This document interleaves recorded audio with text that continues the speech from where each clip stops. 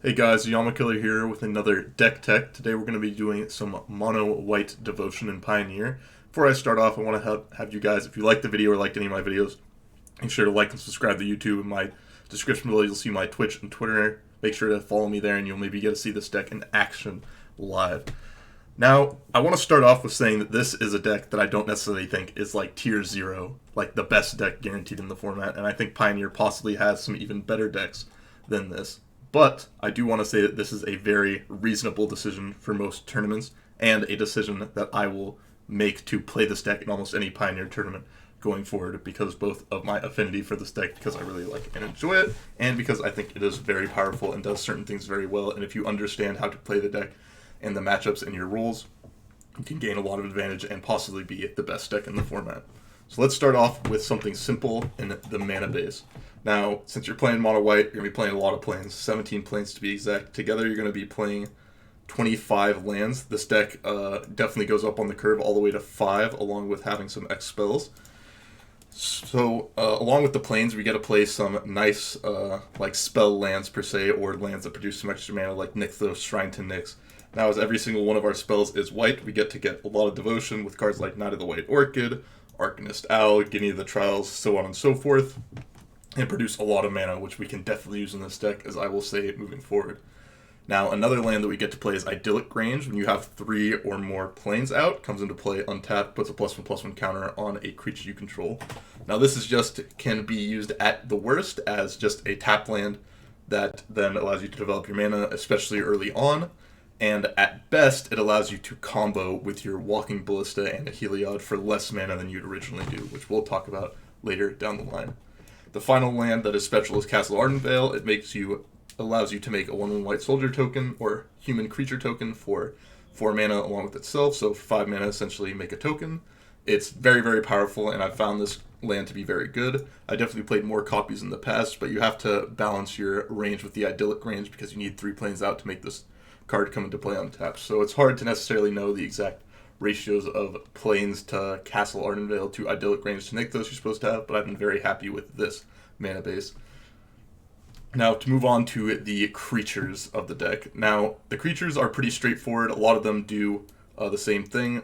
Anafenza allows you, whenever a creature comes into play, you bolster, whichever one of your creatures has the least amount of toughness, it puts a counter on there. Daxos allows you to gain a life whenever a creature enters the battlefield or dies. Another creature. Knight of the White Orchid gets you an extra land if your opponent has extra lands. Now, with Knight of the White Orchid, you can also get an Idyllic Grange, which is very powerful to do because sometimes you get a Knight of the White Orchid, get an Idyllic Grange, make one of your ballistas have another counter, and you get to shoot something forward, or just make one of your creatures bigger than the opposing creatures and you get to attack through. And finally, Thraven Inspector, your only 1-drop in the deck, very powerful. It gives you a white mana pip for Heliod. For Nykthos, it gives you a redraw on the clue, and it's just all around a great way to start your turn.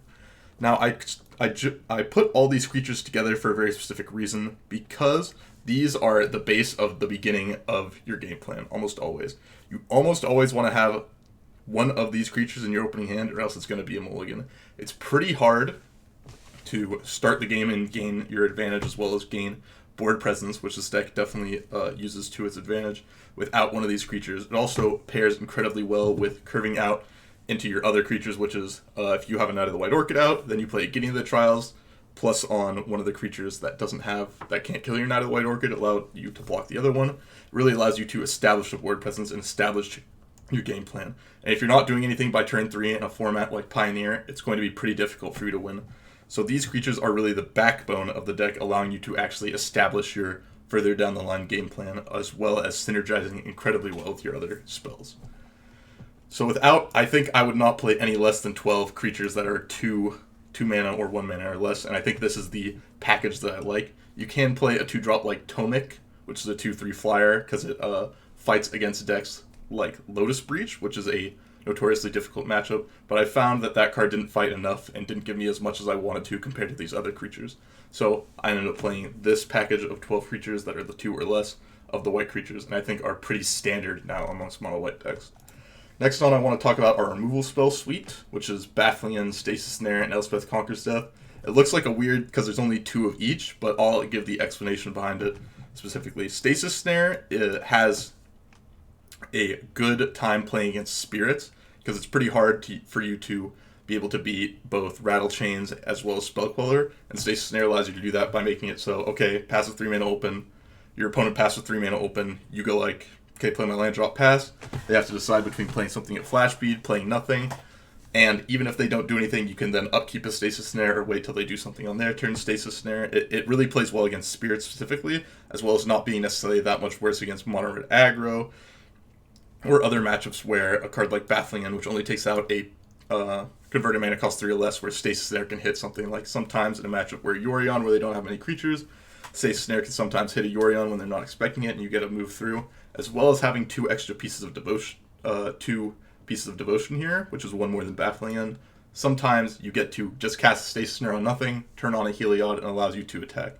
So this card is like very important in a sense because it's just like another great removal spell in the deck, as well as allows you to curve out in a better way and use your mana efficiently, as well as building up devotion, which is overall your plan in this deck. Now our second removal spell is Baffling End. Baffling End is great, takes out small creatures out of mono red, takes out Uro permanently, which is really nice, because if they kill it, then they don't get their Uro back, they instead get a 3/3 dinosaur, as well as the fact it gives you a devotion, it's early on the curve. It's just a great all-around early removal spell to be used in the format, great against Spirits, great against mono red, great against Sultai. It's just all-around great when you have something to hit it with. Our final removal spell is Elspeth Conquers Death. This is both a removal spell and a value spell. Let's say you're playing against Inverter. You know, they've traded a bunch of resources with you. They land a Jace, the 4-mana Jace that allows them to plus draw a card every turn. You get to slam Elspeth Conquers Death. They don't really have a way to deal with it. Next turn, going to be hard for them to cast spells, and the next turn you then get to a curve advantage either by bringing back something like Arcanist Owl, Walking Ballista, Planeswalker, something good. It allows you to deal with a threat as well as down the line, make it harder for them to cast spells, and then bring back a threat of your own. It's just a great way when people are playing slightly more up on the curve, not like really low to the ground mono red. It's another way to both accrue advantage as well as remove a creature and just continue your game plan. And it's a great curve topper because once it ends, it then allows you to do more stuff with your mana because you're getting more value out of a Ballista, an Arcanist Owl, like any of the Trials, or Crown of the Great Creator. Something along those lines allows you to just continue what you're doing, which is playing to the board. Now finally, I want to go over the 3-drops. 3-drops really bridge the gap in your deck because you have a couple expensive spells that are very good, allow you to accrue advantage. But you also sometimes you don't just want to go 2-drop into 2-drop because sometimes it's a little mopey against some of the decks in the format. Now these 3-drops are no slouches by any means. Getting to the Trial allows you to play incredibly well against one of the top decks in the format, Inverter. They need to kill Getting to the Trials or else you get to win the game. Because they can't win the game essentially in game ones, and it's difficult for them to do so, as well as it applies pressure. Against mono red and against creature decks, it makes it so it's difficult for your opponents to attack into you, as well as applies pressure down the line. And finally, in the control matchups, it's not that great, but still 4/4 attacker does some work. And our final 3-drop, which is technically our only second 3-drop, is Heliod. Backbone of the entire deck, one of the few reasons to play the deck. Gives your guys lifelink, 5/5 indestructible attacker, easily turned on, and as a combo piece. It's just a great all-around card. It's difficult sometimes to play 4 of because it's a legendary enchantment, but against a lot of decks they'll Thoughtseize it from you, or you don't care if you draw multiple because it's just that good in the matchup, like mono red. Gives your creatures lifelink. Really, really hard for them to deal with, and it's just like one of the best cards in your deck because it curves out nicely 1, 2, 3, and then usually on 4 you get to attack with it, or you're given a creature that's important lifelink to gain some extra life. Just a great card and great around, basically the reason to play the deck. Now, secondly, let's go on to our 4-drops, which are both combo pieces, card advantage pieces, and other such things. The first one I'd like to talk about is Arcanist Owl. Arcanist Owl is great because it allows you to curve Heliod into Arcanist Owl and turn on your Heliod immediately. It then also plays really well with Nykthos if you have the mana to be able to bring this out, and then a Nykthos on the future turn explodes your mana, and you have a lot of stuff to do with your mana in this deck. And finally, when it enters the battlefield, it looks at the top 4 cards of your deck, you get an enchantment or artifact out of it. That means that you can get an Arcanist Owl from it, a Walking Ballista, a removal spell, a creature, an enchantment. Like, it allows you to get Heliod. There's so many things to get in your deck, and sometimes it gives you choices in between certain things, but almost always is letting you draw a card, gain an advantage, get you closer to Heliod online, and also works with your Nykthos. All around, great card to have.